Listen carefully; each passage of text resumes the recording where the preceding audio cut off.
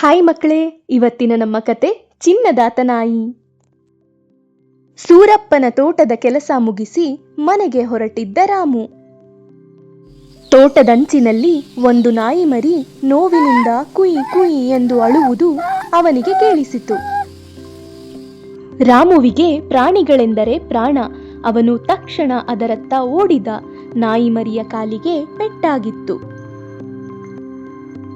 ರಾಮು ನಾಯಿ ಮರಿಯನ್ನು ಮೇಲೆತ್ತಿಕೊಂಡ. ಸೂರಪ್ಪ ರಾಮುವಿಗೆ ಬೈದ. ತೋಟದಲ್ಲಿ ತರಕಾರಿ ಗಿಡಗಳ ಮೇಲೆ ಕುಣಿಯುತ್ತಿತ್ತು ಈ ನಾಯಿ ಮರಿ. ಕೋಲಿನಿಂದ ಬಾರಿಸಿದೆ ನೋಡು, ಕುಯ್ ಕುಯ್ ಅಂತ ಇಲ್ಲಿ ಬಂದು ಬಿದ್ದಿದೆ. ಅದನ್ನೇಕೆ ಎತ್ತಿಕೊಳ್ತೀಯಾ? ಕಾಲು ಸರಿಯಾದರೆ ಮತ್ತೆ ತೋಟದಲ್ಲಿ ಹಾವಳಿ ಮಾಡುತ್ತದೆ. ಆಚೆ ಎಸಿ ಎಂದ. ರಾಮುವಿಗೆ ಮನಸ್ಸು ಬರಲಿಲ್ಲ. ಅವನು ಮಾತಾಡದೆ ನಾಯಿ ಮರಿಯನ್ನು ಮನೆಗೆ ಕರೆದೊಯ್ದ. ಅದರ ಕಾಲಿಗೆ ಮುಲಾಮು ಹಚ್ಚಿ ಬಟ್ಟೆ ಕಟ್ಟಿದ. ಬೆಚ್ಚಗೆ ಗೋಣಿ ಚೀಲದ ಮೇಲೆ ಮಲಗಿಸಿದ. ನಾಯಿ ಮರಿಗೆ ಮೈ ತುಂಬ ಕೂದಲಿತ್ತು. ಅದರ ಎರಡು ಕಿವಿಗಳ ನಡುವೆ 1 ರೂಪಾಯಿ ಅಗಲದ ಗುಳಿ ಇತ್ತು. ರಾಮು ಪ್ರೀತಿಯಿಂದ 4 ದಿನ ಅದರ ಆರೈಕೆ ಮಾಡಿದ. ನಾಯಿ ಮರಿಯ ಕಾಲು ಮೊದಲಿನಂತಾಯಿತು. ರಾಮು ಬಡವನಾಗಿದ್ದರೂ ಅವನ ಪಾಲಿನ ಊಟದಲ್ಲಿ ಅರ್ಧ ನಾಯಿ ಮರಿಗೆ ತಿನಿಸುತ್ತಿದ್ದ. ಅದರೊಂದಿಗೆ ಆಡುತ್ತಿದ್ದ, ಓಡುತ್ತಿದ್ದ.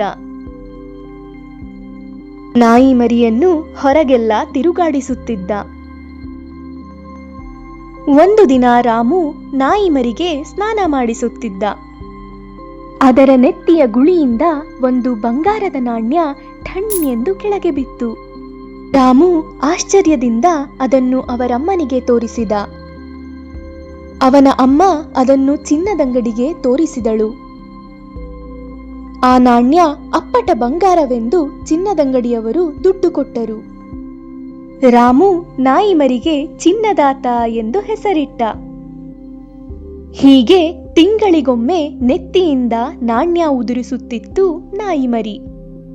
ರಾಮು ಅದನ್ನು ಚಿನ್ನದಂಗಡಿಗೆ ಕೊಟ್ಟು ಹಣ ಪಡೆಯುತ್ತಿದ್ದ. ಆ ಹಣದಲ್ಲಿ ಅವನು ಸ್ವಂತ ಮನೆ ಕಟ್ಟಿಸಿದ.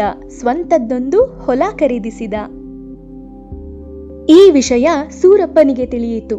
ಅವನು ಕೂಡಲೇ ರಾಮುವಿದ್ದಲ್ಲಿಗೆ ಬಂದು, ಈ ನಾಯಿ ನನ್ನ ಹೊಲದಲ್ಲಿತ್ತು. ಇದು ನನಗೆ ಸೇರಿದ್ದು. ನಾನು ಇದನ್ನು ನಿನಗೆ ಒಯ್ಯಲು ಬಿಡದಿದ್ದರೆ ನಿನಗೆಲ್ಲಿ ಬಂಗಾರ ಸಿಗುತ್ತಿತ್ತು?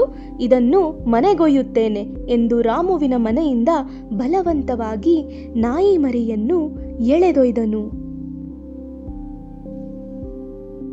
ತನ್ನ ಪ್ರೀತಿಯ ನಾಯಿ ಮರಿಯನ್ನು ಬಿಟ್ಟಿರಲಾಗದೆ ಅತ್ತು ಬಿಟ್ಟ ರಾಮು.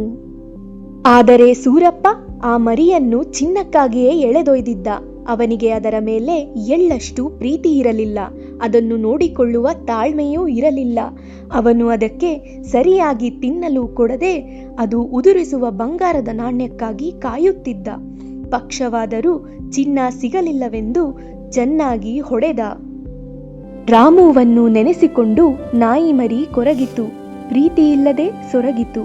ಹಸಿವಿನಿಂದ ಕಂಗೆಟ್ಟಿತು. ಒಂದು ದಿನ ಹೇಗೋ ಸೂರಪ್ಪನ ಮನೆಯಿಂದ ತಪ್ಪಿಸಿಕೊಂಡು ಹೋಯಿತು. ರಾಮುವಿನ ಮನೆಗೆ ಓಡಿತು. ಇಬ್ಬರು ಒಂದಾದರು. ನಾಯಿಯನ್ನು ಹಿಡಿಯಲು ಓಡುವಾಗ ಸೂರಪ್ಪನ ಮಂಡಿಗೆ ಪೆಟ್ಟಾಗಿ ಆತ ಎಂದೂ ನಡೆಯಲಾದ ಪರಿಸ್ಥಿತಿಗೆ ಹೋದ. ಈ ಕಥೆಯ ನೀತಿ: ಹೊಟ್ಟೆ ಕಿಚ್ಚಿನಿಂದ ಯಾರ ಬೆಳವಣಿಗೆಯೂ ಆಗುವುದಿಲ್ಲ. ಮತ್ತು ನಾಯಿ ಸಾಕುವಂತಹ ಸಣ್ಣ ಕೆಲಸವೇ ಇರಲಿ, ಮನಸ್ಪೂರ್ವಕವಾಗಿ ಮಾಡದಿದ್ದರೆ ಒಳ್ಳೆಯ ಫಲಿತಾಂಶ ಸಿಗುವುದಿಲ್ಲ. ನೋಡಿದ್ರಾ ಮಕ್ಕಳೇ, ಚಿನ್ನದಾತ ನಾಯಿಯ ಕತೆ? ಇನ್ನೂ ಇಂತಹ ಹಲವಾರು ಕತೆಗಳನ್ನು ನೋಡಬೇಕು, ಕೇಳಬೇಕು ಅಂದರೆ ಚರಿ ಟಿವಿನ ಸಬ್ಸ್ಕ್ರೈಬ್ ಮಾಡಿ, ಲೈಕ್ ಮಾಡಿ, ಕಮೆಂಟ್ ಮಾಡಿ, ಶೇರ್ ಮಾಡಿ. Thank you.